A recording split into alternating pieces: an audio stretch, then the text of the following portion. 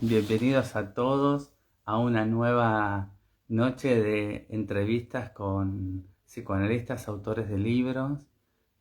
Así que bueno, esta noche con un invitado especial que hace muchos años que quiero hacer una entrevista. Acá se acaba de unir Pablo. Vamos a ver.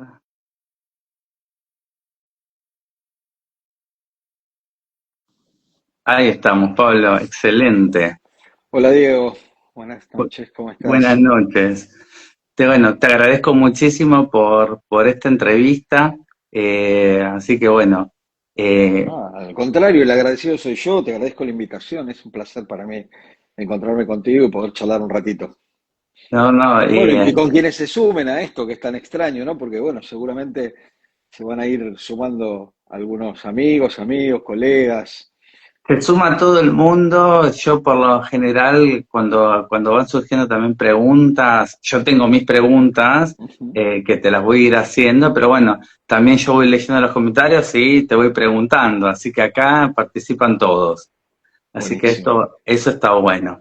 Bueno, lo primero que quiero hacer es leer y contarles a todos quién es mi invitado hoy. El licenciado Pablo Pevsner es psicólogo, psicoanalista de la UBA, es autor, traductor y editor, docente de la maestría en clínica psicoanalítica con niños y niñas de la Universidad Nacional de Rosario. Es autor de 14 libros, la mayoría versados en clínica lacaniana con niños. Los dos últimos son Padres, Madres y Parientes de Niños en Análisis y Entre el Juego y la Palabra, en colaboración con Jaime Miranda. Ujú. Ha dictado cursos, seminarios y conferencias en distintas ciudades de Argentina y también en Uruguay, Brasil, Colombia, México y varios lugares más que Pablo dirá después. Bueno, esta es una breve presentación de Pablo, de un largo prontuario. Bueno, 14 libros dicen muchísimas cosas. Pero bueno, vamos a empezar por el principio. Vos sos un gran lector hoy por hoy. Yo te quiero preguntar, ¿cómo eras lector de chico? ¿Qué leías? ¿Y a qué edad más o menos vos empezaste a leer? Bueno, A forma asidua. sí, yo creo que mi primer encuentro con la lectura fuerte Sí. fue a través de una colección, de unas enciclopedias que había en mi casa. ¿Sí? Yo me crié en un hogar de clase media aquí en la ciudad de Buenos Aires. Mi madre era maestra, Mm. mi padre era comerciante, y en mi casa había una enciclopedia de varios volúmenes que tenía un título por demás sugerente y que seguro vos conocés, Diego, que era Lo sé todo. Sí, sí. Algunos lo han contado, yo también la he leído y Bueno, vos empezaste a la lectura. ese fue mi primer encuentro con la lectura. Los volúmenes de Lo sé todo, que eran, creo que eran 12, Sí. versaban sobre los más disímiles temas, entre los cuales mi favorito era la mitología griega, en esos volúmenes, pero hablaba sobre historia mundial, geografía, tecnología para aquella época. Bueno, hablaba absolutamente de todo, menos de sexualidad, que era lo que a mí en ese momento más me interesaba. Y fue como un primer encuentro con la lectura y también con la búsqueda, ¿no? Porque yo iba leyendo volumen a volumen totalmente en desorden, nunca hice una lectura sistemática de todo eso, sino que iba leyendo en un orden caprichoso según me iba encontrando. Y la verdad que fue como una fuente muy interesante para luego dar el salto ya a la literatura y empezar a leer en los primeros libros de la colección Robin Hood, aquellos volúmenes amarillos de la década del 70, en donde, bueno, ahí pude leer muchas cuestiones relacionadas sobre todo con los libros de aventuras, Salgari, Julio Verne, la saga del Príncipe Valiente, que era una que estaba Ajá. ilustrada y era muy simpática, este, y en paralelo tuve la suerte de que los maestros de grado de mi escuela primaria eligieran como libros de lectura libros de literatura. Ah, qué Entonces, bueno. así fue como me encontré con Cortázar, por ejemplo. Cuando yo cuento que mi libro de lectura de sexto grado fue Bestiario de Cortázar, la gente abre los ojos y me mira como diciendo, Sí, ¿con sí, quiénes sí, estudiabas, no? sí, sí.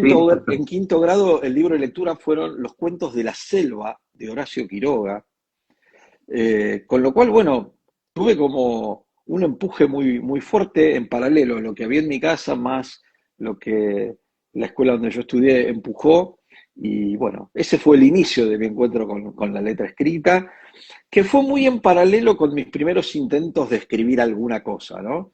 Mira, Esa bueno, es, esa era otra de mis preguntas, esa era otra de mis preguntas, digamos, el llegar hoy a la cantidad de libros que tenés, que es impresionante, a ver, justamente hablan de una cuestión de escritura, digamos, como que digamos, lectura y escritura estuvieron muy juntos en vos, tempranamente, yo lo imagino. Entonces, bueno, me imagino a eso, ¿qué? A esta edad, ¿qué edad sería? ¿10 años, 11 años, 12? Mira, a los 10 años yo empecé a escribir porque a los 10 años empecé a tocar un poco la guitarra Mira, y mis primeras cosas escritas tenían que ver con escribir canciones, con querer este, componer y escribir alguna canción que por supuesto eran pésimas y eran sumamente infantiles, pero bueno, fueron mis primeros intentos, eh, acompañado de mucha escucha de lo que era el rock nacional de aquella época. Entonces yo intentaba emular las cosas de Sui Generis, de León Gieco, que eran los músicos acústicos que yo más escuchaba. Y ahí comencé escribiendo primero alguna cuestión más ligada a la letra de canciones, digamos, a la poesía y a la lírica. Y bueno, y demoré bastante en hacer mis primeros intentos con la literatura, que no prosperaron por ningún lado porque quedaron cajoneados. Y bueno, y la primera locura que fue la que hice en el año 99 cuando escribí el que fuera después mi primer libro, que es El sufrimiento de los niños. Que, bueno, que es un libro que yo quiero mucho, que fue un libro que tuvo una primera edición a través de Juan Ventura Esquivel en la Facultad de Psicología, y luego tuvo su segunda edición ampliada y corregida en Letra Viva algunos años después. Pero bueno, hubo yo un te largo pregunto, a intervalo. ver, esa escritura de ese libro, a ver, desde el primer libro vos estuviste siempre con bueno, pará, me estoy adelantando en las preguntas. Esto, Bueno, vamos por parte. Esta pregunta me la guardo. Yo bien. quiero saber primero, a ver, ya hablamos un poco de la lectura, un poco, pero a ver, mencioname de todos estos que estuvimos hablando, algún libro o algo que haya sido significativo para vos, que recuerdes como decís esta lectura, más allá de los Leo sé todo, o elegime algo, o algo de los Leo sé todo, algún, no sé, alguna historia, algún mito, o algún tomo de la colección Robin Hood, elegí algo, que vos Mira, digas esto. de todo eso, Sí, los capítulos de Lo sé todo sobre la Ilíada y sobre la Odisea fueron los que más me marcaron. A tal punto que yo, siendo bastante jovencito, intenté la lectura de la Ilíada y de la Odisea en versiones noveladas, ¿no? No en la versión no original Humberto. lírica. Y bueno, y son dos libros de referencia que cada tanto me gusta volver a leer. Conozco muy bien las historias de la Ilíada y de la Odisea, y eran los cuentos con los que se iban a dormir mis hijos cuando eran pequeños. Yo los acostaba y en vez de contarle cualquier cuento, les contaba los episodios de la Ilíada y de la Odisea. Les pido disculpas, no están ellos mirando esto, supongo, en este momento, pero bueno, para mí Lo van a tuvieron ver una, grabado, quédate tranquilo, Pablo, quizás, que lo van a ver grabado después en alguna de pero sus versiones. para mí fue fueron como dos historias muy diferentes, pero que me marcaron mucho realmente. Tengo muchas ediciones de la Ilíada y de la Odisea aquí en mi biblioteca, distintas versiones, distintas traducciones, y hasta alguna vez coqueteé con el griego ático para poder leer un poco del original y logré algunos versos, traducir algunos versos del griego original, a partir de cursar la materia de griego clásico en la Facultad de Filosofía de la Universidad de Buenos Aires. Así No, que no, no, hice internet. impresionante, impresionante. Así que bueno, nos quedamos con la Ilíada y la Odisea. Sí, Perfecto. sí. ¿Querés elegir algún personaje? Bueno, de los dos, cuando uno habla de la Ilíada y de la Odisea, inevitablemente habla de Aquiles y Ulises, el héroe de la fuerza y el héroe del ingenio o de Sí. la inteligencia. Pero mi personaje favorito de todo eso es uno que después me reencontré muy fuertemente en la saga de Edipo y es Tiresias, un personaje Ah, que me apasiona muchísimo y que en la Ilíada y la Odisea aparece un poco tangencialmente, pero que, bueno, es el adivino ciego, por sí. castigo de los dioses, con un rol muy interesante, y respecto al cual Lacan en el Seminario de la Angustia afirma que Tiresias debería ser el patrono de los psicoanalistas. Una frase que me parece maravillosa y que Mira, siempre bueno, recuerdo. fíjate cómo nos llega hoy, cómo te sigue significando. Me Muchísimo. encantó Tiresia. Bueno, ahí que nos trajo con la siguiente pregunta, pero así, perfecta y al hilo colocada. ¿Cómo conoces el psicoanálisis? ¿Cuál es tu primer acercamiento al psicoanálisis? Eh, cómo conoces vos el psicoanálisis? La primera vez que escuchás algo. La primera vez que escucho algo fue cuando en la secundaria estaba cursando la materia psicología y Sí. me encargaron un trabajo práctico en donde debía explicar la diferencia entre la psicología, la psiquiatría y el psicoanálisis. Un Mira. extraño profesor de psicología de secundaria nos encargó ese trabajo, ¿no? Y había que hacer una monografía, en ese momento obviamente no había internet, estoy hablando de la década del 80, no había internet, había que investigar cuál era y escribir algo acerca de la diferencia entre el psicoanálisis, la psicología y la psiquiatría, y así, y ahí me enteré por primera vez de qué venía la cosa, ¿no? Yo lo desconocía todo sobre esto, y bueno, y esa fue la primera vez que esa trilogía me llamó un poco la atención, ¿sí?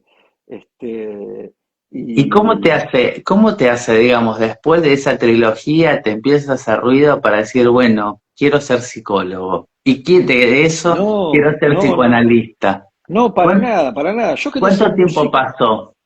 No, no, yo quería ser músico. Yo quería ser el Ah, me bajista de muero. Peter Gabriel. Yo quería ser el bajista de Peter Gabriel. Siempre dije esa frase.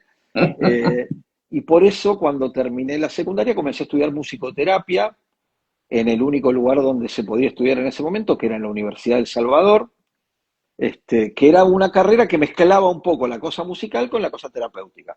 Hice todo el primer año de la carrera, bastante exitosamente, pero no me sentía cómodo porque lo que sentía es que la carrera no era ni una cosa ni la otra, y entonces ahí decidí continuar con la música por un lado y comencé a hacer el ciclo básico común de la Facultad de Psicología de la UBA y ahí entro en la facultad. Pero aún entrando en la facultad yo no sabía muy bien que iba a abrazar la causa del psicoanálisis hasta que me encontré con mis primeros enseñantes de psicoanálisis y ahí tengo que nombrar a quien fuera mi primera docente de psicoanálisis, que después se convirtió en maestra y hoy en día es una gran amiga, que es Silvia Migdalek, alguien a quien Ah, quiero, sí, quiero, quiero mucho. Miembro, Silvia es una analista muy conocida, muy importante, sí. miembro del Foro Analítico del Río de la Plata, del polo aquí de Buenos Aires, que fue mi primera maestra de psicoanálisis. Con ella comencé a estudiar en la facultad y después en un grupo de estudio. Y bueno, y mis encuentros con la letra de Freud me cambiaron por completo la dirección. A partir de eso, de esas primeras lecturas, ya no hubo vuelta atrás, digamos, supe que iba a ser el psicoanálisis y bueno, y avancé en una dirección bastante franca hacia el psicoanálisis, hacia los distintos contenidos. Sí. Bueno, y el golpe de gracia lo dio un par de años después, encontrarme con la lectura de Lacan, ¿no? Este, pero la lectura de Lacan siempre articulada con Freud, fue mis primeras preocupaciones, siempre estaban en esa relación, ¿no? Como tratar de ver cómo hacer para articular a Lacan Ya en con la Freud. facultad, digamos, vos te dijiste, bueno, me interesa, ya cuando hiciste escuela francesa, dijiste, bueno, acá me está interesando o no tanto y fue después. No, no, fue en ese momento. O sea, yo hice escuela francesa cuando escuela francesa era optativa, por lo tanto Ah, fue una decisión personal hacer esa materia y hacer esa materia en la cátedra de Diana Rabinovich, que me parecía que era la cátedra más pertinente, al menos en ese momento. Creo que había una cátedra libre en paralelo, pero bueno, cursar esa materia, poder escuchar los teóricos de Diana en aquel momento, eh, y bueno, para mí fue algo maravilloso, fue un encuentro, ya te digo, total con la enseñanza de Lacan y con la obra de Freud. Eso me marcó profundamente y de ahí en adelante seguí leyendo siempre en esa dirección. No, no quiere decir que no leyera a otros autores, porque he leído muchísimos otros autores, me interesa mucho lo que hacen los colegas contemporáneos, pero bueno, un poco la orientación siempre fue por ese lado. sí, sí, sí, sí. Ahora contame un poco, volvemos a la pregunta que había dejado colgada sobre tu primer libro. Contame un poco sobre este primer libro que contaste, a ver, que sale ahí justamente esta primera publicación. ¿Cómo llegas a hacerlo? ¿Cómo llegas a escribir? ¿Cómo te volcás a del psicoanálisis de niño y a publicar? Porque además, vos podés hacer clínica, pero por otro lado es llegar al punto de decir, bueno, quiero escribir esto, ¿qué querías transmitir vos en ese libro?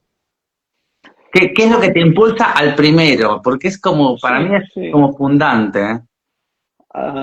Me impulsa algo que curiosamente continúa vigente hoy y es Sí, mi interés por complejizar cierto modo del abordaje clínico en psicoanálisis con niños y que tiene todo que ver con trabajar con los padres, las madres y los parientes de nuestros analizantes niños. Mi primer libro se titula El sufrimiento de los niños y sí, está construido sobre la lógica del uso del genitivo en esa frase. La idea es que hay un sufrimiento de los niños, o sea, los niños sufren, pero que también se puede sufrir de los niños, y en ese caso esa es la otra posibilidad. Entonces, esa matriz del sufrimiento de los niños a mí me permitía poder pensar una clínica en donde fuera algo posible entrar por el lado del síntoma del niño, pero también entrar por el lado de lo que el niño produce como efecto sobre sus otros, sobre sus padres, madres y parientes, y considerar eso también como parte de la cuestión. Y esto como respuesta a cierto lugar común de mi formación, puesto que yo estaba acostumbrado a escuchar que en la clínica con niños, cuando los niños empezaban a andar bien, sus familiares los retiraban del análisis. Era una sí. acusación así muy extendida en aquella época, se hablaba mucho de eso, y yo me preguntaba, si esto es así, si esto es tan evidente, si todo el mundo se dio cuenta de este fenómeno, ¿por qué no hacemos algo para intentar modificar esto? Y ahí es donde yo pensé que era también interesante y muy importante para poder llevar adelante los tratamientos con niños y niñas, trabajar un poco la posición de sus otros, ¿no? De su padre, de su madre, de sus parientes, y que ese trabajo tendiera a que ellos estuvieran en el mejor lugar posible para acompañar el tratamiento de los niños y las niñas. Es decir, una especie de trabajo de doble entrada, ¿no? De pensarlo de los dos lados. Ese fue el fundamento por el cual, o con el cual, comencé a escribir ese libro, eh, que es un libro que, bueno, tiene algunas frases un poco inocentes a mi gusto, a mi mirada de hoy, tantos años después, pero que sigue manteniendo cierta vigencia, que, que escribí con mucho entusiasmo, que por supuesto pagué, costeé su publicación con la ayuda de mi familia y que me costó el cargo en la cátedra que tenía porque, bueno, luego de publicar ese libro, fui este, no, no digo expulsado porque es mucho, pero bueno, perdí mi lugar en la cátedra donde yo daba Fuiste clases. excomulgado de alguna forma. No lo quiero decir así porque no es cierto, es mucho, pero bueno, la cátedra se reformó, se renovó y bueno, yo quedé afuera. Y entonces entendí que a lo mejor no era ese el ámbito para continuar trabajando, y bueno, y continué trabajando por fuera desde entonces, digamos. Pero bueno, para mí ese libro abrió puertas y me permitió por lo menos intentar proponer para el trabajo clínico una idea, porque yo leo muchos libros de psicoanálisis que son buenísimos y que acomodan muy bien las piezas que ya están, pero me gustan también mucho los libros que aparte de acomodar piezas agregan alguna herramienta más, alguna pequeña idea más. Y esta idea era muy humilde, era muy sencilla, pero me parece que es una idea que funcionó, porque a mí me sigue funcionando, yo la sigo utilizando hoy, seguimos discutiéndola con muchos colegas y muchas personas que siguen trabajando un poco ligadas a mi tarea, y que es una idea que a su vez se fue como reformulando, porque el sufrimiento de los niños, después fue el niño y el otro, después fue el otro y el niño, luego fue ya pensar en un dispositivo de presencia de padres, madres y parientes, hasta llegar a las últimas elaboraciones, en donde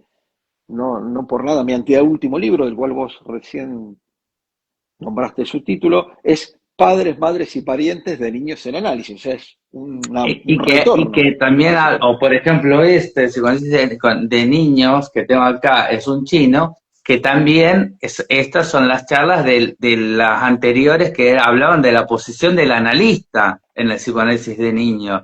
También, digamos, como que vos haces el recorrido completo desde distintos lugares para la clínica con niños. Eso me fascina. Igualmente hay una cosa que me fascina y que lo pienso, es estos últimos libros que vos hiciste con Jaime, que realmente, a ver, vos tenés una clínica y una experiencia y una lectura lacaniana, y Jaime tiene una cuestión winnicottiana, después la inglesa, y otra mirada, pero digamos, los dos con niños y digamos, aportes y cosas. La verdad que el libro no lo leí, lo quiero leer, pero me resulta súper interesante lo que pudieron hacer o lo que pudieron unir como para, digamos, dos experiencias, a ver, dos experiencias clínicas grandes, fuertes, digamos, muchos años de clínica, dos psicoanalistas muy formados que, bueno, que hicieron esto. Por eso también es que lo quiero leer. Pero, bueno, Bueno, contame un poco, a ver, porque es completamente transversal tu obra y tu obra siempre, digamos, tiene un hilo conductor. no sé, amigo, yo cuando escucho que alguien dice tu obra me agarro como un escalofrío porque Es que eso así es no, tu no lo obra. veo como una obra, pero lo que nos pasó con Jaime fue muy interesante porque, bueno, yo fui convocado por Jaime para trabajar como docente en la maestría en clínica psicoanalítica con niños y niñas de la Universidad Nacional de Rosario, Sí. y cuando empiezo a hablar con Jaime descubro que tiene una formación totalmente distinta a la mía. Pero bueno, ocurre que un día nos invitan a una mesa en una jornada muy linda de la universidad, allá en Rosario, la agrupación La Mazota, eh, y bueno, nos sentamos a hablar creo que el tema era juego y transferencia. Jaime hace su intervención, yo hago la mía, y lo curioso es que los dos llegamos exactamente a la misma conclusión por caminos totalmente diferentes, citando autores totalmente diferentes e invocando casos clínicos totalmente diferentes. Eso nos llamó un poco la atención. Fue la primera vez que a mí me pasaba que me tocaba compartir aparte una mesa con un colega que viniera de otra línea teórica, nunca me había pasado. Ujú. Pero bueno, Jaime y yo hoy somos amigos, ¿no? Por eso acepté esa mesa. Bueno, pasó algún tiempo, pasó la pandemia, y cuando nos vuelven a convocar para una nueva mesa, también en la universidad, en este caso para hablar del ideal de familia, nos pasó exactamente lo mismo. Ah, ¿en serio? Volvimos, ¿No? Las dos veces. volvimos a plantear cuestiones con caminos totalmente diferentes, citando cosas diferentes, y desembocamos ambos en las mismas conclusiones. Bueno, cuando nos pasó esto, ya la sorpresa se convirtió en otra cosa, y ahí fue cuando yo le propuse a Jaime tomar la primera mesa, tomar la segunda mesa y publicarlas. Eh, Entre el juego y la palabra, dos Ujú. psicoanalistas en la clínica con niños, es este libro que salió publicado por la editorial Laborde a principios de este año, que entonces tiene ambas mesas, la intervención de Jaime y la mía sobre transferencia, la intervención de Jaime y la mía sobre el ideal de familia, y luego cada uno aportó un texto más, yo uno de apertura, Jaime otro de cierre para enmarcar un poco el libro, y bueno, y ese es el libro que en este momento está circulando. Es la primera vez que yo publico un libro en colaboración con un colega de otra parroquia, podríamos decir, Sí, pero es un sí. libro que realmente nos ha traído muchas satisfacciones. Hemos recibido muy buenos comentarios hasta ahora. Hemos hecho este año un trabajo de difusión, hemos viajado un poco, bueno, lo hemos presentado en Rosario, Jaime ha hecho su recorrido, yo he hecho el mío y vamos a cerrar el año ahora en noviembre en la ciudad de Neuquén para presentar el libro juntos, trabajando ahí junto con la gente de la Fundación Naceres que nos hizo una invitación.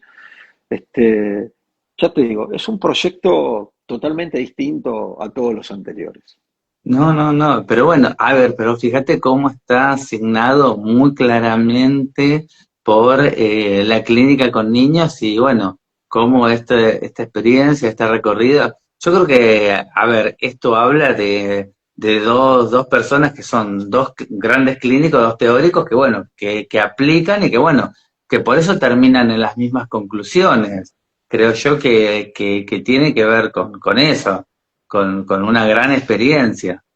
Sí, la verdad que es bastante llamativo. Yo te invito a leer el libro, invito a quienes nos estén escuchando a leer el libro y que me confirmen si efectivamente no es un delirio mío esto de que estamos los dos llegando a las mismas conclusiones. Yo estoy seguro que sí, pero me Ujú. gustaría que me lo confirmen.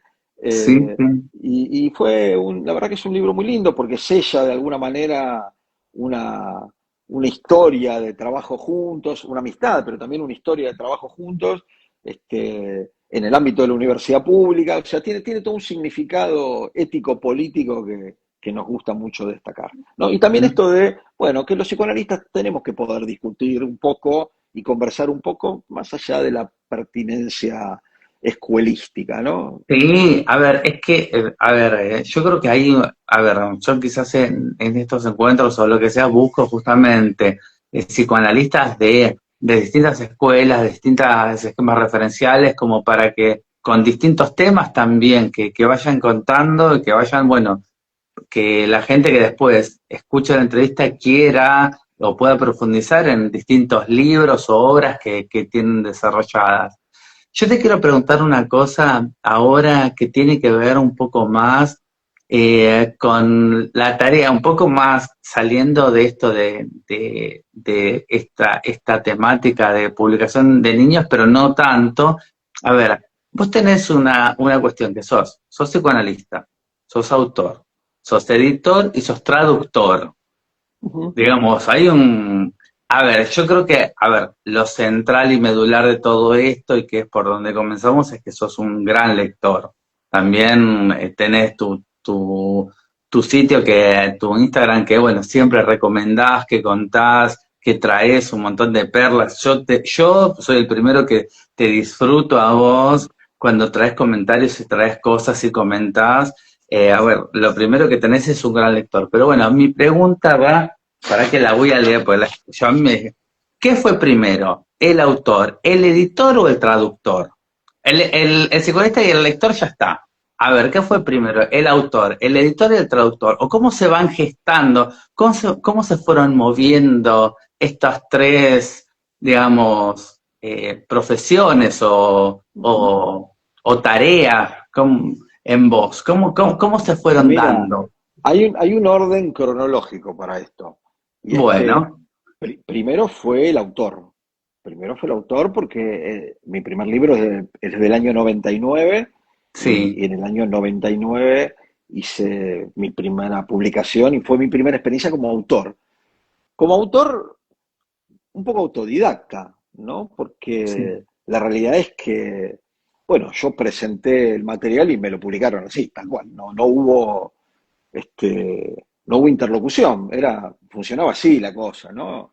Eh, el editor vino un poquito después, este, con un proyecto para el cual yo me ofrecí como editor de un psicoanalista que no viene al caso,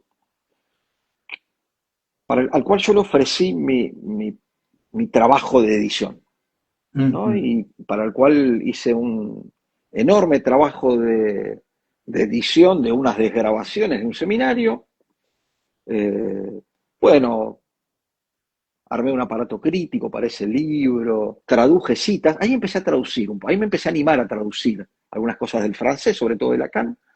Eh, y bueno, cuando salió el libro, un supuesto error omitió poner mi nombre en ese libro. Mm.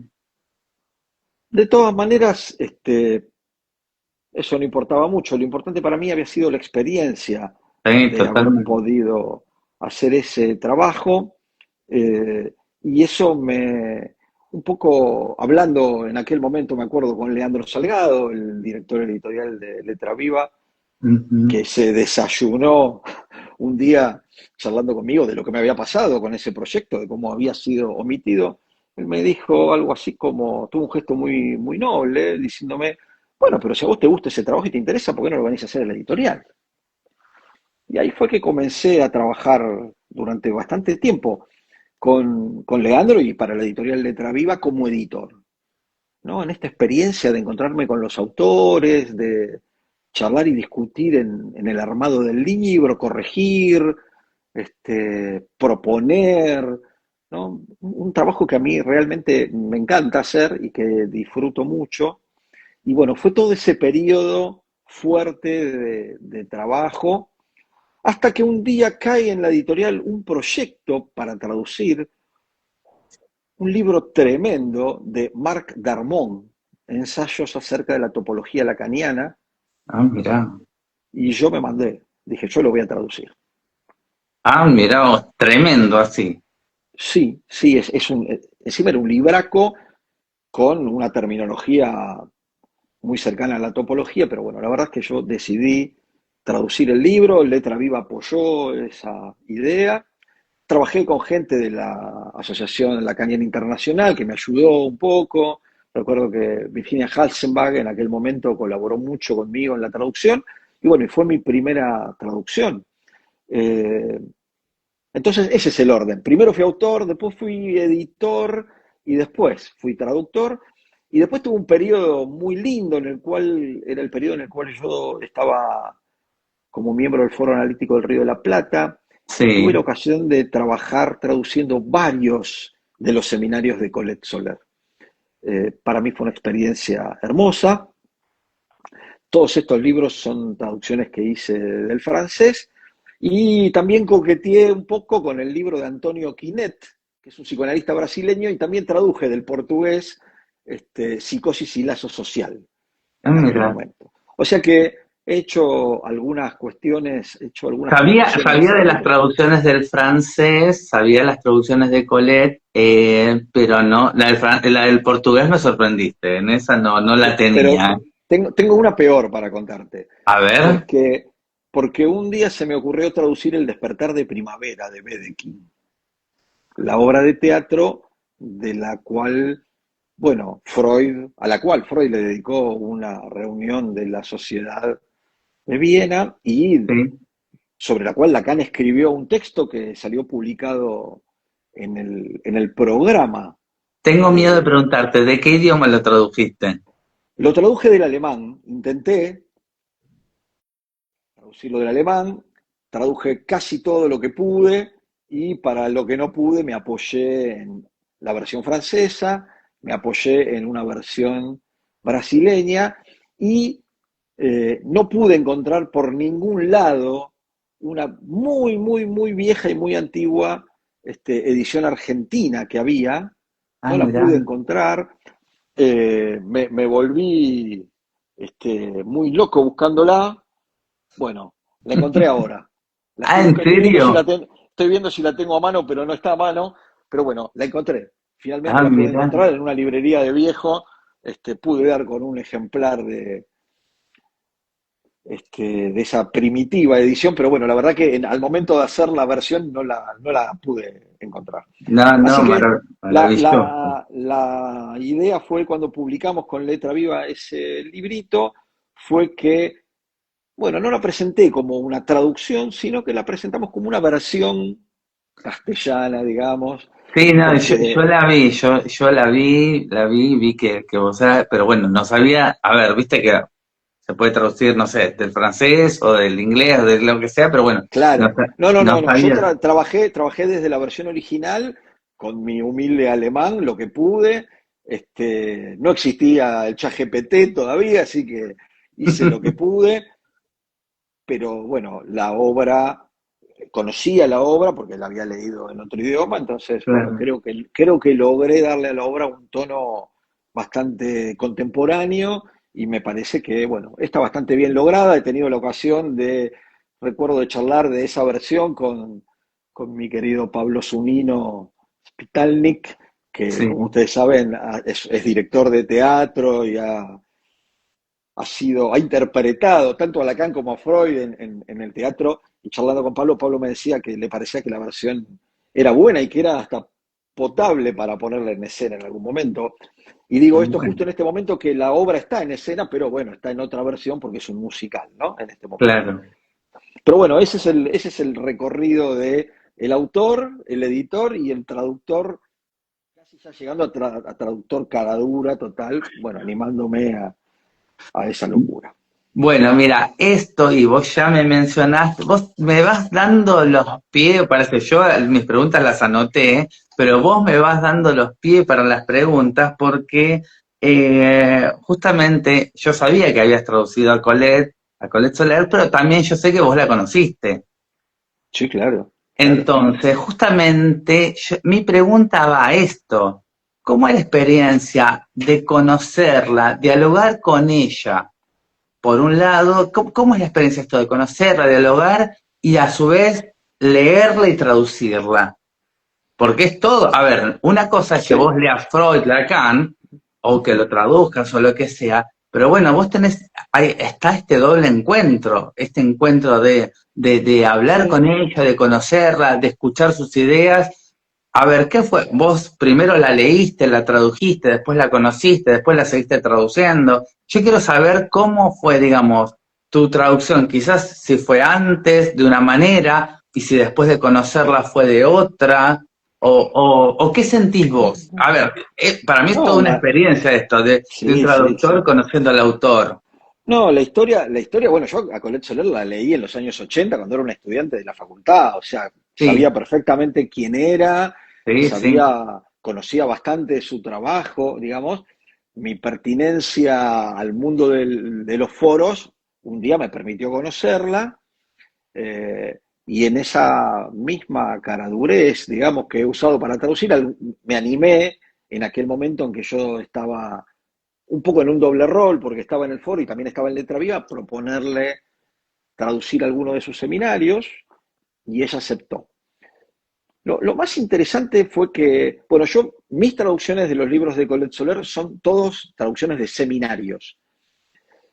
Porque hay un libro de Colette Soler que también hicimos con Letra Viva que no traduje yo, pero que yo revisé la traducción, pero ese no lo traduje yo, que ese es Afectos Lacanianos. Pero todos los otros son Ujú. seminarios, y yo creo que a mí me ayudó mucho el hecho de haberla escuchado hablar tanto a ella en los seminarios cuando ella venía aquí en Argentina, porque recuerdo bien que en alguna ocasión ella terminaba el seminario. Hay uno de sus seminarios que no tiene edición francesa porque es la versión española del seminario que ella dictó aquí, que se llama El fin y las finalidades del análisis. Ella terminó el seminario.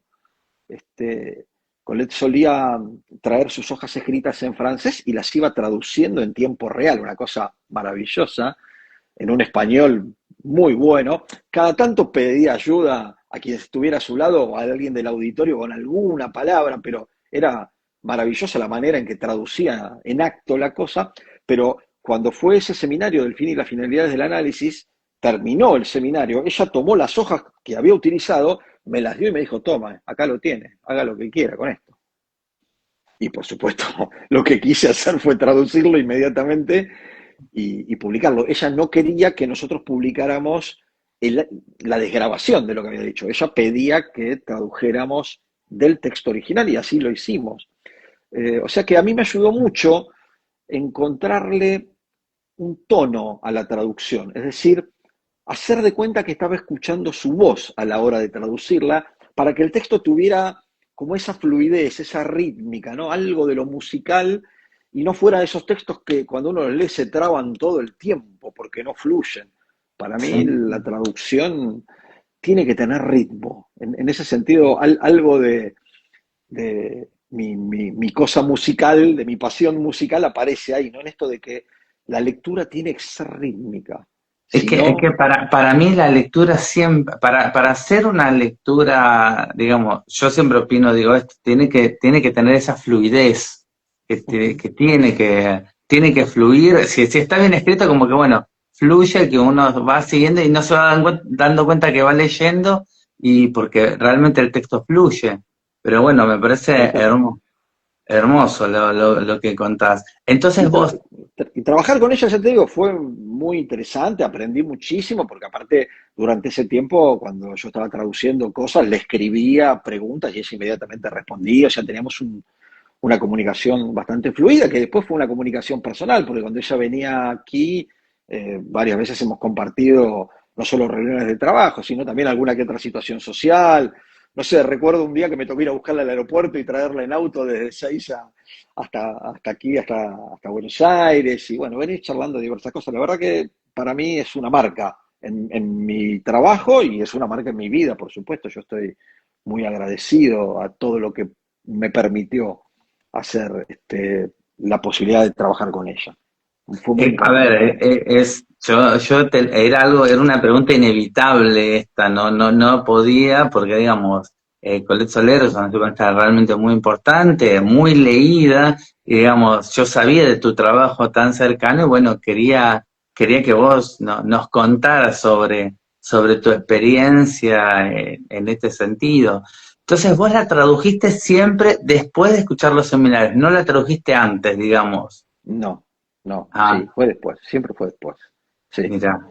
Por eso te digo que yo traté de reproducir un poco en la traducción ese ritmo, ¿no? Esa rítmica de la voz. Sí, sí, ¿No? sí. O sea, yo jugaba a que escuchaba su voz cuando iba traduciendo. Ese era un poco el juego que animaba un trabajo de traducción que, bueno, tenía sus complejidades, por supuesto, y que yo traté siempre de mantener cierta complejidad en la traducción. No, no aplasté problemas, por lo menos no era el estilo con el cual trabajé en los textos de ella, que me parece que son muy ricos y que abren muchos temas, ¿no? Sí, sí, no, pero lo que me encanta es de que vos trataste justamente del que pueda leer, es que estuviera en la misma presencia del mismo seminario como vos estuviste. Entonces, eso me parece de una Esa era la idea. riqueza. Esa era la idea. Bueno, no sé si se logró en todos los casos. Tengo algunos colegas muy cercanos y amigos que me han confesado que sí, ¿no? Y que les resultaban este, claras esas traducciones en ese sentido. Iban en la línea, como que esto que yo te estoy contando se cumplía. Así que Perfecto, bueno, perfecto, perfecto. No, me encanta, Pablo. La verdad que es un trabajo maravilloso que yo te lo agradezco, que bueno, todos los lectores te lo agradecen porque realmente es traer al español un montón de ideas de esta gran psicoanalista y bueno, ponerla. sí. Dejemos en claro que el proyecto de traducción de los seminarios de Colette Soler continúa y Sí, ahora digamos, las ediciones de los foros han creado su propio sello editorial y el sí, proyecto principal de esa sí. colección es la traducción de los seminarios de Colette, los últimos que se han ido dando. De hecho, en este momento está en preventa uno de ellos. Sí, Lo sí, que pasa es a que ver, la editorial es Escabel. Yo te cuento que, viste, yo abrí hace muy poquito una librería virtual y yo tengo los libros de Escabel, yo en mi bien, librería los pasemos pueden el chivo entonces, que pueden pasemos el conseguir chivo, los los pueden seminarios de... conseguir. La psicosis extraordinaria es uno de los libros top, pero están también los seminarios, así que eso al que quiera, envíos en Argentina o a todo el planeta, así que quieran, Buenísimo, entran a la librería. Así buenísimo. que, bueno, también acá, el psicoanálisis de Chicos es un chino también está, hay varios, pueden buscar que hay varios libros interesantes. Yo sigo con mis preguntas. Dale. Si vos no fueras psicoanalista, ¿qué otra profesión te gustaría ejercer? No vale músico, Sí. no vale, ya lo Y descartamos a músico. no sirvo absolutamente para ninguna otra cosa. No sé, sería chofer de Uber, no tengo ni idea. Digo, no me puedo proyectar haciendo otra cosa que no sea esto que hago ¿O qué, con no, otra cosa que te gustaría? A ver. bueno, no sé, me gustaría ser editor, tener mi propia editorial, quizás. Es una idea con la que alguna vez coqueteé, eh, y respecto de la cual recuerdo que alguna vez, en alguna situación social, hablando de libros y hablando de estas cosas, Gabriel Lombardi, a quien Sí, seguramente conoces, Gabriel me sí. dijo algo así como vos, me dijo algo así como, vos tenés un muy fuerte deseo editorial, Pablo. Bueno, me quedé con esa frase, no me lo olvidé nunca, porque quizás, digamos, si no hubiera podido trabajar como analista, hubiera hecho algunos intentos por armar algo del orden de lo editorial, algún sello editorial chiquito, con alguna colección así como para poder publicar textos ligados al psicoanálisis. Pero ninguna otra cosa. La verdad que me cuesta mucho imaginarme otra cosa. No, no, y que también, a ver, todo tu trabajo, todo tu recorrido como autor, como editor, como traductor, realmente está siempre muy en torno al libro, muy en torno al libro y a la transmisión. A ver, yo lo que pienso y lo que veo es la transmisión, algo que vos haces todo el tiempo. Y el editor también es otra función muy cercana. A ver, ya trabajaste como editor, bueno, tener una pequeña editorial podría ser como, nada, el pequeño sellito que te falta, porque el resto ya lo tenés todo. Quizás sí, no sé. Bueno, bueno, Lo, lo bueno, dejo, lo dejo nos para el queda tela futuro. para cortar, Pablo. Seguramente, No seguramente. sabemos el futuro, así que, ¿quién dice que no? Bueno, yo te quiero preguntar, qué profesión no te gustaría tener? ¿Qué profesión no me gustaría tener? Y mira, qué sé yo, no sé, no me veo trabajando con números. Nunca me vi trabajando con números, siempre me vi trabajando con letras. Letra escrita, letra hablada, pero la verdad que con los números soy bastante torpe. Siempre me costó mucho entender los números y no me veo ejerciendo ninguna profesión ligada a cuestiones de los números, de la economía. No me veo siendo contador, no me veo siendo alguien que maneje ese tipo de cosas, ¿no? Nunca un Excel, digamos. Hay una tabla con números, no. No, no, no, no, no. No. Manejo el Excel un poco porque, bueno, uno tiene que manejarlo, pero la Sí, realidad sí, es sí. que creo que no pongo números en el Excel, pongo otras cosas. Claro, no. Pero por eso, imagínate, no sé, 8 horas con un Excel cargando números, jamás. No me veo, no, Está no. bien, Sí, perfecto. sí me veo 8 o 12 a veces horas trabajando en el consultorio, Sí, escribiendo, sí. estudiando, eso sí. Pero bueno, con lo otro realmente no, realmente no. Yo te quiero preguntar, ¿cómo son hoy por hoy tus hábitos de lectura? ¿Cuándo lees? ¿Qué momentos? Decís, bueno, te haces el espacio, decís, bueno, no, tengo estos huecos entre el consultorio, tenés un ritual y decís, bueno, no, a la noche tengo un horario, a la mañana tengo un horario. ¿Cómo No, son tus hábitos de lectura?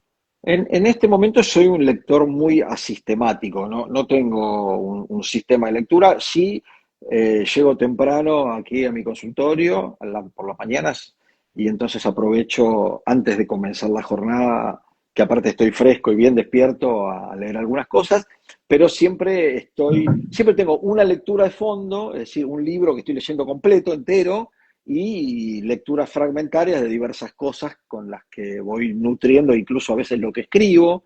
Eh, es decir, que si alguna vez, y lo fui más sistemático, en este momento no, en este momento leo todo lo que puedo, cuando puedo, y todo el tiempo que puedo también, ¿no?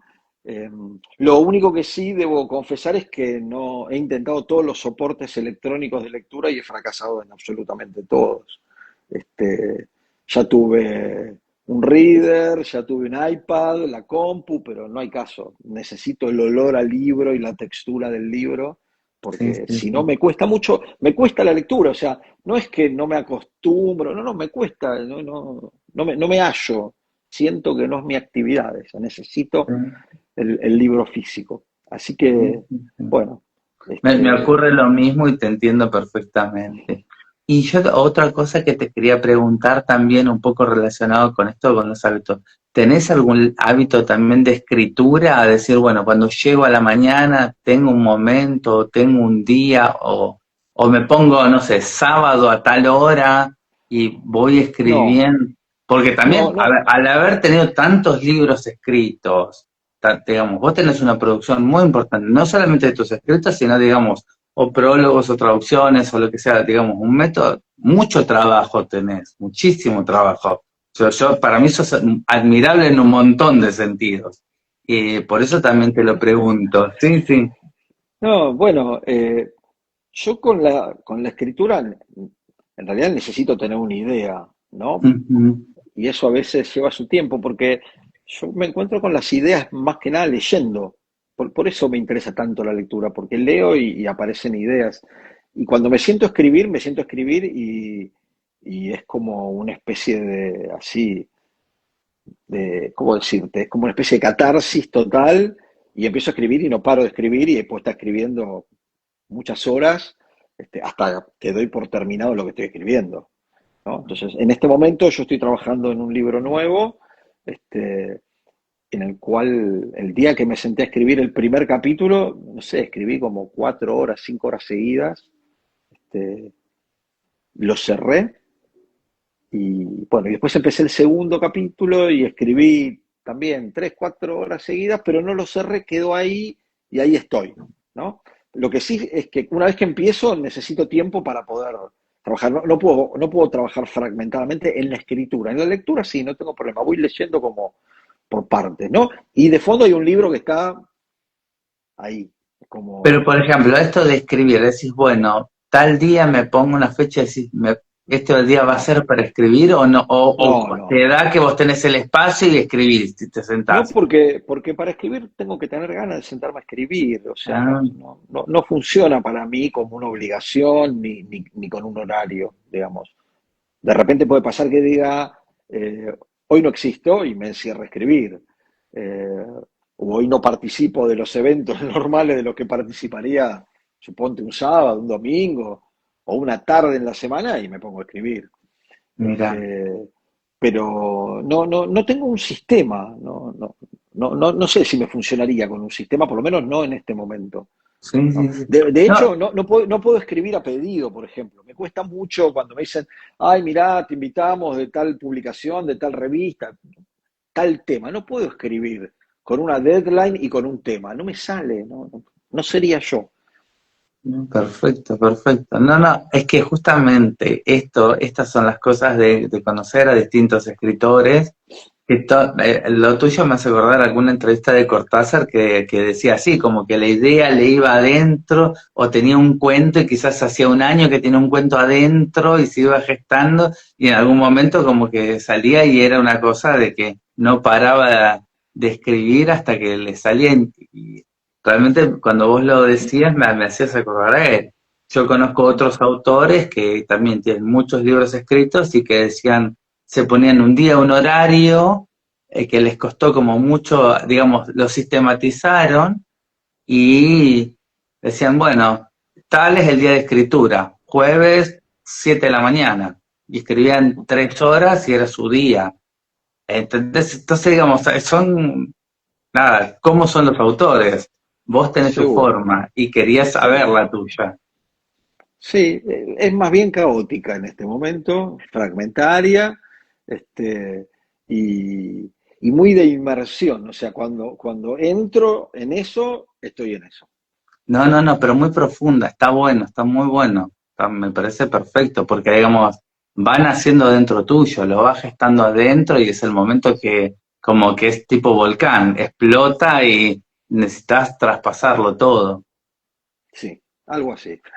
Algo así. Bueno, bueno, o yo entendí eso. Sí, Mirá, sí, no, acá, sí, sí, acá el que interpreta soy yo, ¿eh? claro, Este es mi consultorio. claro, claro que sí, claro que sí. Bueno, yo te pregunto, ¿cuál es tu recuerdo más feliz de la infancia?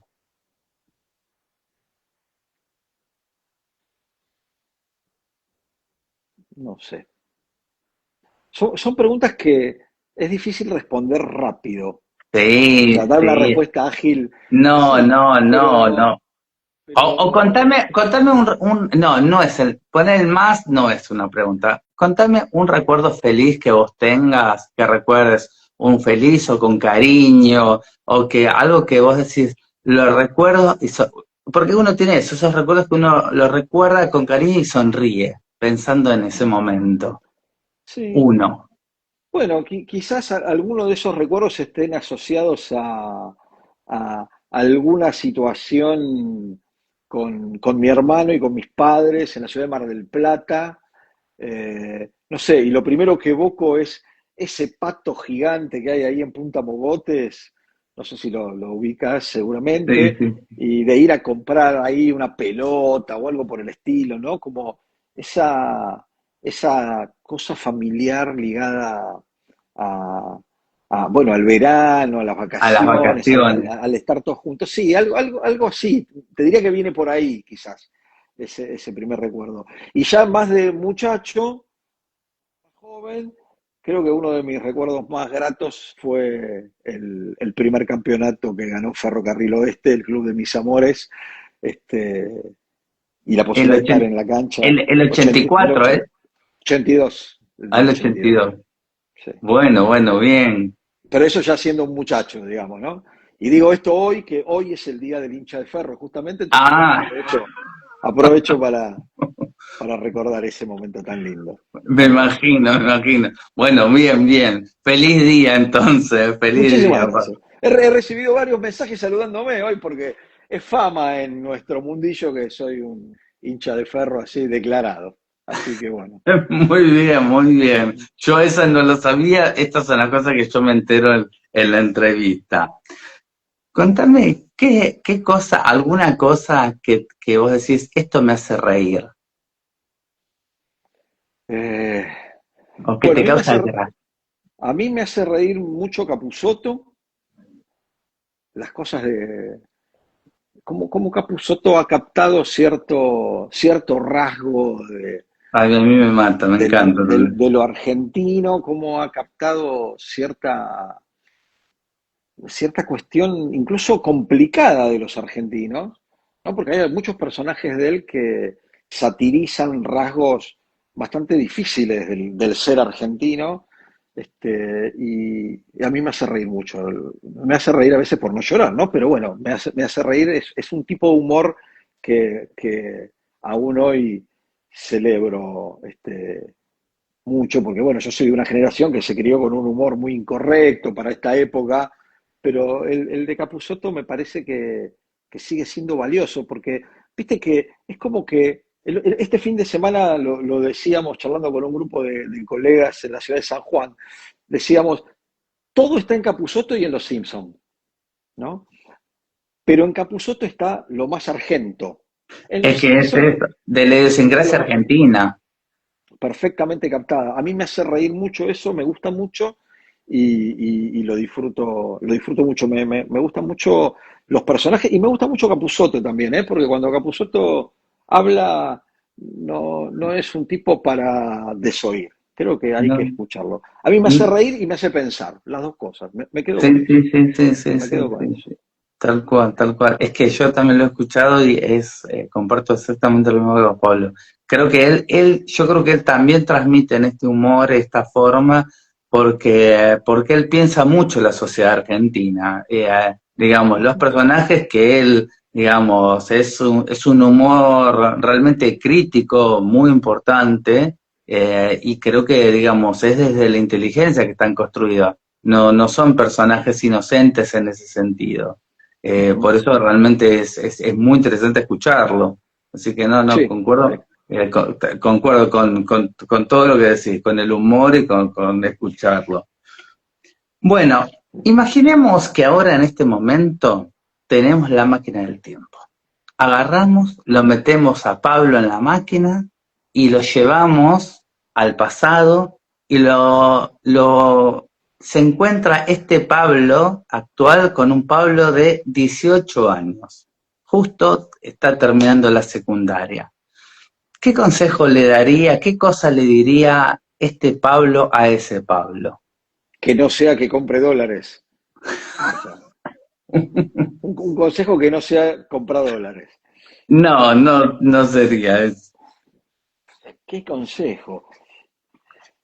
No sé, quizás le diría que no pierda tiempo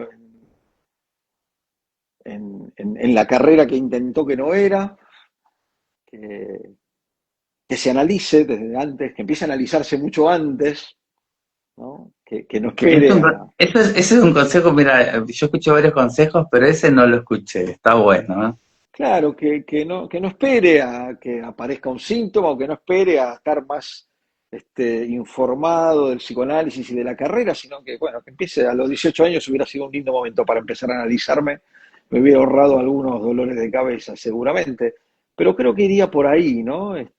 Por la idea de transmitirle. Creo que lo que yo aprendí era eso. Yo alguna vez pensé que iba a terminar solo en una isla desierta leyendo, ¿no? En algún momento tenía esa idea. Y creo que mis encuentros con el psicoanálisis, o mi encuentro con el psicoanálisis, me permitió como rectificar un poco eso, mi análisis personal me refiero, ¿no? Sí, Y poder pensar un poco en otras cosas también, en situarme mejor respecto de los otros, en situarme mejor respecto de, bueno, de cómo entender ciertos modos de lo social, de lo familiar. No sé, creo que el consejo sería ese, analízate, pibe, ahora, no esperes.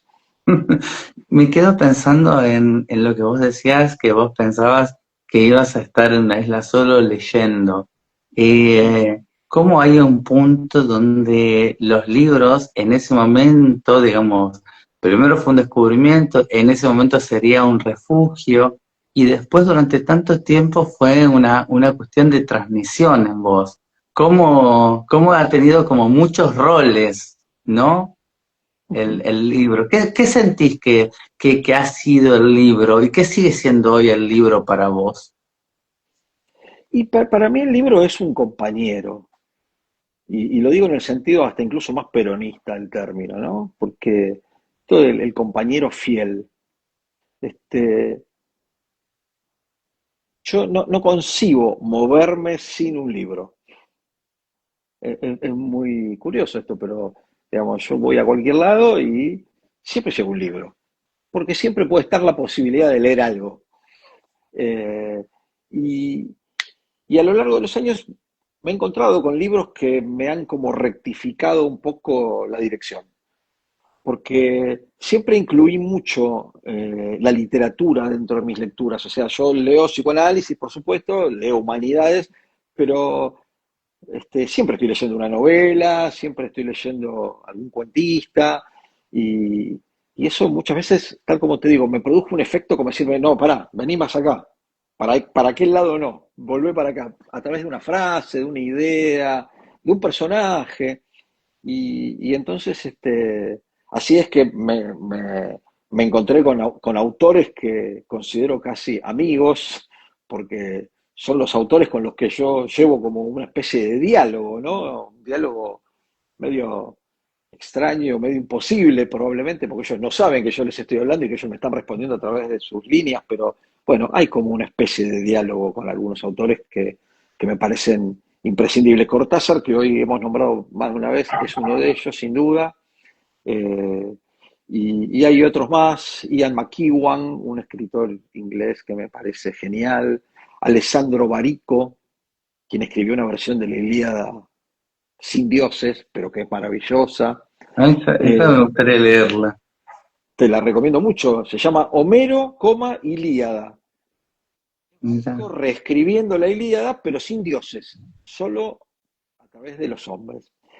Y el autor que descubrí estos últimos años, desde la pandemia para acá, que me pareció maravilloso y que este año tuve el placer de poder conocer, es el guatemalteco Eduardo Halfon, a quien a vos y a las personas que nos acompañan les recomiendo mucho leer porque es una literatura de familia maravillosa. O sea, es como que Eduardo está contando todo el tiempo su constelación familiar. No sabemos qué es verdad, qué es ficción, pero eso es lo que tiene de maravilloso su escritura, que aparte es exquisita.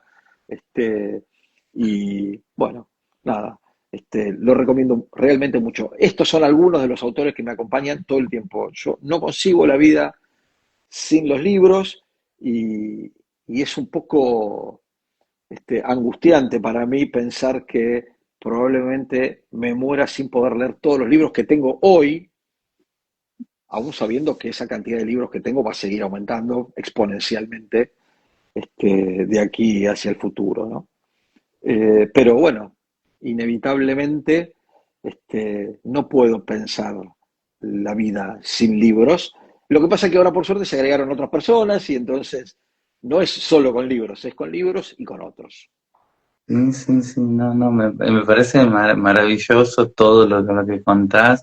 También esa pasión y todo eso se transmite todo el tiempo, lo transmitís todo el tiempo. Me parece realmente muy importante, digamos, que vos puedas tener el espacio que tenés en las redes, que puedas compartir libros, que puedas compartir lecturas, porque además lo haces de una forma tan sentida que realmente a mí me ha invitado más de una vez a leer algo que bueno, que tiene eso, que tiene esto de esto de vivencial, del corazón, o de lo que sea, y que bueno, un poco yo también trato en mi canal de poder hacer esto de animar o con reseñas o con algún tipo, o bueno, este es otro modo que yo tengo de tratar de acercar a la lectura justamente estas entrevistas con autores como vos y que bueno, que te puedan leer, que puedan conocer de cómo vino que escribiste, qué es lo cuál fue tu recorrido, qué leíste antes. Eh, Sí, esto que vos contás como si fuera una especie vos dijiste algo así como esta pasión, en realidad para mí es un síntoma, ¿no? Y yo lo confesé abiertamente muchas veces, que mi síntoma es ¿no? Es que cuando yo me encuentro con un libro, con un autor que me parece bueno, que me parece valioso, yo me desespero para que quienes trabajan conmigo desde todos los lugares, tanto como la gente que quiero, Ujú. también lea ese libro, ¿no? Es como algo imposible algo imposible de evitar para mí. Es un síntoma del cual no quiero curarme y es un síntoma que pongo en acto cada vez que puedo y ha motorizado en su momento el blog del psicoanalista lector y ahora, Sí. bueno, las redes, el Instagram, que tomó el relevo de ese proyecto y que, bueno, tiene una dinámica un poco más interesante porque permite el ida y vuelta y se mueve un poco más en tiempo real, ¿no? Y bueno, y permite estas cosas, como la que estamos haciendo nosotros, que para mí es un poco inédito, ya te digo, es algo rarísimo.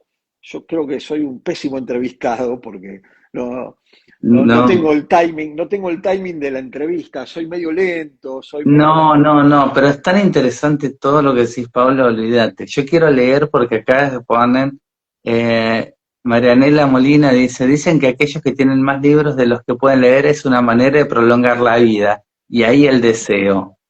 Y acá Aprendices Librería dice saludos desde Rosario. Ahí está Bueno, le mandando mandamos un abrazo saludos. a Gabriel, le mandamos un gran abrazo. A Gabriel que también está haciendo un trabajo muy lindo de difusión. Ahora sumó a su librería, porque las librerías no compiten, conviven todas y está Es que, buenísimo. sí, es Y que, a bueno, ver, es que hay otra cosa, lo mismo que, bueno, yo conozco, en mi rublo con el tema de los bibliotecarios somos muy de comunidad. Yo con Carlos Marcos, bibliotecario de la Escuela Freudiana, y hablo con los bibliotecarios y demás, tenemos grupos y cosas, y todo el tiempo estamos con intercambios y hablando y recomendando y pasándonos libros o lo que sea. Es que es la forma de poder, yo siempre digo, los bibliotecarios argentinos si no nos ayudamos y estamos juntos, no hacemos nada. Claro, claro, Entonces, claro, claro que eh, sí. así que bueno, todos para adelante realmente. Y los Sí. libreros, los editores, realmente tenemos que hacer un trabajo en conjunto digamos, todos estamos alrededor del libro, todos estamos alrededor de autores como vos o de otros bueno, para que puedan ser leídos, para que puedan ser difundidos, para que, bueno, pueda crecer, pueda avanzar. A mí me Sí. interesa mucho esto que yo soy bibliotecario psicoanalítico especialmente porque hay un punto que me interesa esto que vos dijiste, a ver, el sufrimiento de los niños y cómo los niños también hacen sufrir a sus padres, a ver, todo esto de tratar de ayudar o de compartir como para aplacar ese sufrimiento, porque vos me estás hablando de hace más de 25 años que publicaste el primer libro y que trata desde ese momento hasta hoy de todo eso, Ujú. en un montón de aspectos. Me parece, digamos, de una cuestión tan noble que, bueno, que hay muchos analistas de niños que pueden servirte de leerte a vos en todas estas cosas y, bueno, me parece importantísimo que puedan ver esto, un compromiso tuyo, que me parece que es eso, un compromiso en eso. Así que bueno, yo realmente te lo agradezco por haber escrito lo que escribiste, por haber seguir, digamos, publicando y bueno, seguir escribiendo. Bueno, no, bueno, al contrario, el agradecido soy yo, me emocionan tus palabras, creo que no es para tanto, igual No, sí, es un sí, trabajo sí, yo creo, a ver, Pablo, yo te lo digo muy en serio, yo soy bibliotecario y a ver, los psicoanalistas, yo estoy contento y realmente orgulloso de trabajar con psicoanalistas porque sé que trabajan y tratan de ayudar a las personas que sufren, siempre. Y los libros son medios para tratar de guiar, orientar a otros y poder ayudar en ese sufrimiento. Así que me parece muy importante la difusión del libro psicoanalítico. Me parece nodal para mí. Para mí es como una causa, por eso hago todo lo que hago.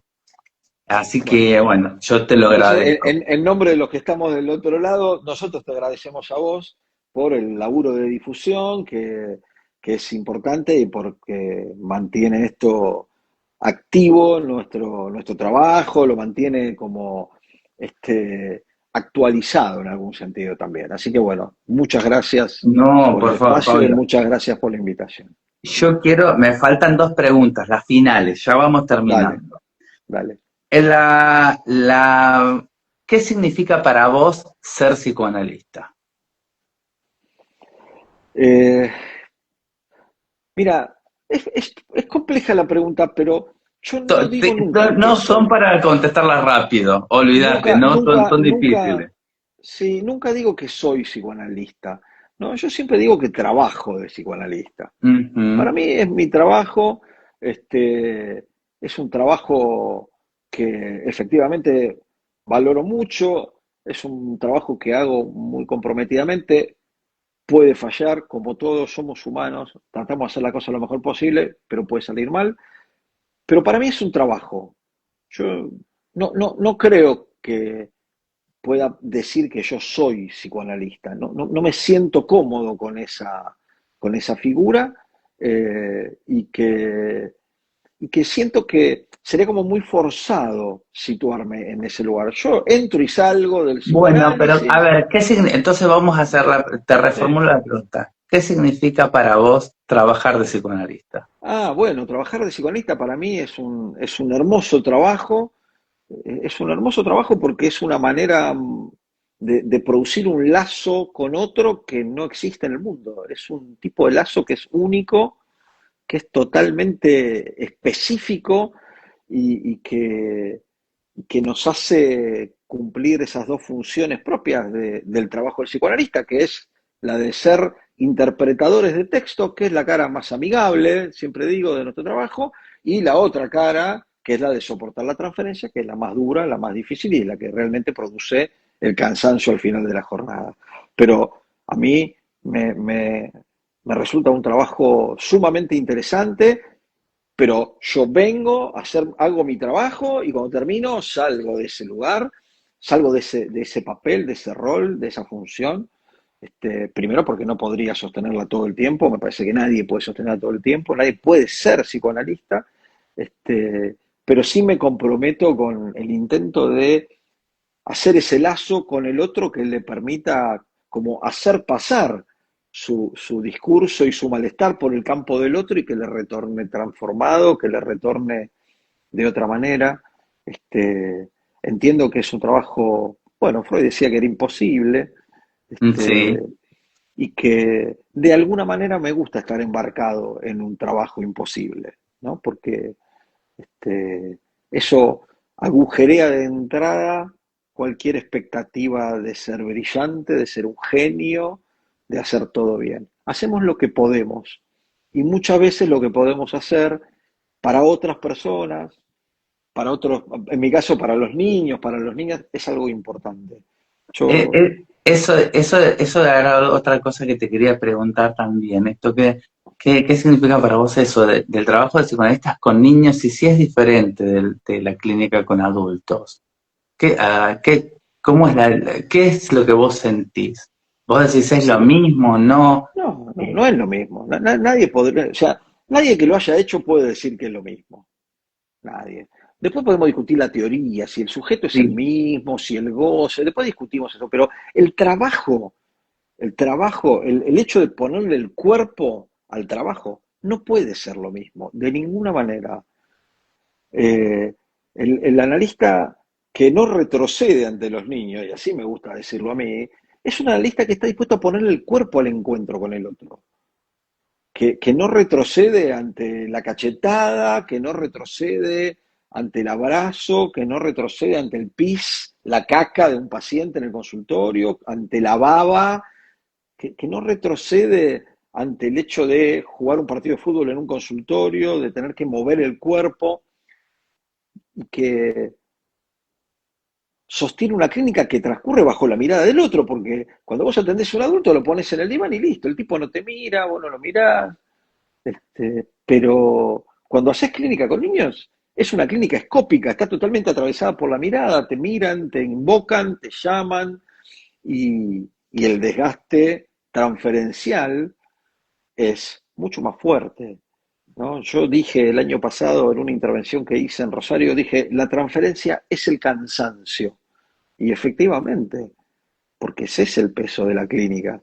Pero yo lo hago con mucho gusto. A mí siempre me salió, y nunca supe muy bien por qué, siempre me salió el vínculo con los niños y las niñas, siempre fue algo que se me dio naturalmente cuando era un joven, y ahora que soy un tipo ya grande, que me acerco lentamente a los 60, empiezo a reformular y digo, che, estoy para seguir en esto, y veo que sí, que sigue funcionando, que el truco sigue funcionando, que se me sigue dando bien esto de hablar con los chicos, de entender su discurso, de encontrarle la vuelta, de jugar, de poder permitirme jugar y jugar como juegan los chicos, jugar de verdad. Yo no juego a perder, juego a ganar y hago trampa igual que ellos y disfruto muchísimo de esa instancia, a la vez que cuando salgo de esa escena me pongo a teorizar porque el juego de la OCA para mí es el mejor test de estructura simbólica posible para llevar adelante con un niño, ¿no? O sea, hago los dos roles. Cuando salgo de la situación clínica me pongo a pensar y a generar herramientas. Y eso es lo que trato de transmitir después, porque cuando yo encuentro algo, y eso también ha sido como una posición ética a lo largo de todo el recorrido, ya son muchos años, cada vez que encontré algo me desesperé por explicarlo, por enseñarlo, por transmitirlo. Nunca me lo guardé, no tengo ningún secreto. Bueno, ese justamente ese punto de que vos no te lo guardás es la gran producción que vos tenés. Y, bueno, yo te lo agradezco nuevamente. Así que no, contestadas perfectas las dos preguntas, me encantaron. Bueno, Bueno, vamos con la última. Se termina la vida, pasan muchos años, se termina la vida, Pablo va al cielo, en la puerta del cielo no está San Pedro, está Dios ahí, y te recibe en la puerta del cielo. Y bueno, en ese momento, antes de entrar al cielo, ¿Qué te gustaría que Dios te dijera a vos en ese momento?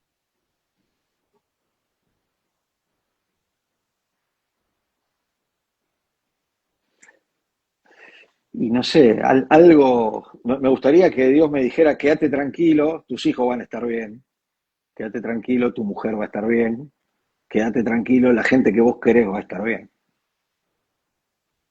Con eso estaría hecho. Bueno, bien. Yo te puedo agregar una que Dios te puede decir, que te la diría yo en su nombre, que es decir, Pablo, tenés toda tu biblioteca completa para seguir leyendo y tenés muchos libros más. Ah, bueno, eso sería maravilloso, sería maravilloso. Bueno, eso Gracias, gracias. esa te la cierro yo. Esa Bueno, te la cierro yo. Bueno, bueno, se lo merece. yo mis preguntas, acá con mi machete ya lo saco, ya las terminé. Bueno, yo por mí terminé mis preguntas. Si vos querés compartir algo, si, Perro Campeón, acá estamos en librería. Eh, bueno, si querés compartir, si querés decir algo, querés cerrar esta entrevista de alguna manera, es todo tuyo. No, bueno, simplemente agradecerte, ya hablé un montón, creo que no tengo más nada para decir en particular. Quiero agradecerte en serio el trabajo de difusión enorme que vos venís haciendo, este nuevo, este nuevo rol que de repente apareció, el Diego Bibliotecario, la librería, así que, bueno, en nombre de los amantes de los libros y de los que escribimos libros, quiero agradecerte mucho también este espacio, este, y, y bueno, y celebrar que en estos tiempos tan difíciles, tan duros, donde las cosas humanas están como comprometidas de una manera rara, podamos seguir trabajando, podamos seguir encontrándonos y celebrando el psicoanálisis, celebrando la cosa humana, la producción, lejos, lejos de la crueldad imperante, lejos de la injusticia y de todas estas cosas complicadas que nos atraviesan todo el tiempo y con las que tenemos que lidiar cada uno desde su lugar. Así que te agradezco la buena onda y el Creo cariño que, que se percibe a través de la pantalla. creo que, a ver, son más importantes todavía estos espacios y estos momentos de lo humano, justamente en estos tiempos que vos remarcas, Pablo. Creo que son momentos importantes y como vos decís, a ver, de un psicoanalista como vos que sostiene, que está, que le pone el cuerpo, que puede transmitir y que bueno, podemos hablar de esto, de lo compañero que son los libros y de el refugio que podemos tener y todas las cosas. Pero bueno, y estos espacios los podemos hacer todos y yo creo que yo animo a esto, a que podamos seguir creando estos espacios que yo creo que los necesitamos todos, como vos decís, en estos tiempos de crueldad, más que nunca los necesitamos. Así que bueno, Sí. así que a todos los que escuchen y quieran, los animo a que creen y busquen estos espacios que vamos a seguir acá apoyando y dándole manija. Así que bueno. Así será, así será, Bueno, así será. muchas gracias Pablo, buenas noches a todos, muchísimas Un gracias por gusto, acompañarnos, pasó un muchísima gusto. gente, muchos saludos, así que bueno, esto va a estar después grabado también en YouTube y en Facebook, así que bueno, va a quedar como para que puedan compartirlo con los que quieran, ¿eh? Abrazo a todos. Un abrazo grande para vos, Diego, y para toda la gente que se dio una vuelta por aquí. Hasta la Muy, próxima. hasta la Gracias. próxima. Adiós.